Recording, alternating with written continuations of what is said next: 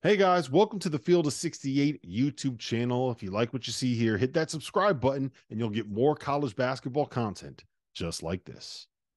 The one thing about Kentucky that I did want to mention while we were on the subject is that their ceiling is Sweet 16. That's their ceiling because they don't defend. They can't defend. They can't guard. If you look at their profile if you just use efficiency ratings over the last 20 years, I think the deepest run that any team that looks like them with adjusted offense and adjusted defense, best they've ever done is Sweet 16.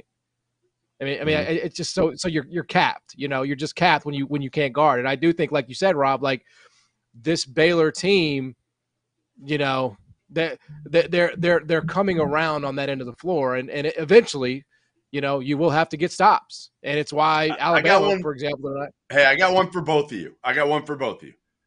You got your house. You're betting your house on either Kansas or Kentucky to go further in the NCAA tournament. We don't know the matchups.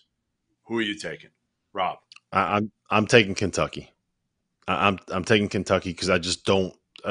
I think that it's more likely that they get hot for 3 straight games and find a way to be able to pick some people off than I do that. Rob doesn't have a house.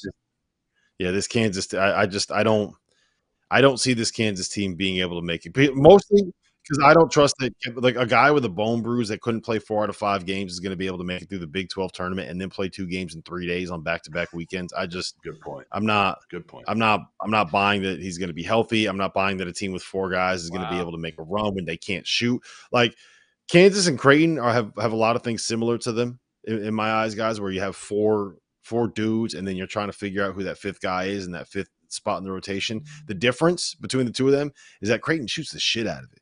And Kansas, you're like, all right, well, where are they going to make these shots from? Like Bill Self's entire offense today, like a throwback because they kept playing high-low. Where they get the ball to Hunter Dickinson and he tried to throw it into the post to KJ Adams. If you look at what they shot, they took 13 threes, and I think at one point in the second half they were 1 for 5 with about 8 minutes left before they had to try to find a way to rally down the stretch. So yeah, I'm not buying into this Kansas team. I think that I think we can see ceiling Kentucky for 3 straight games. That would not surprise me.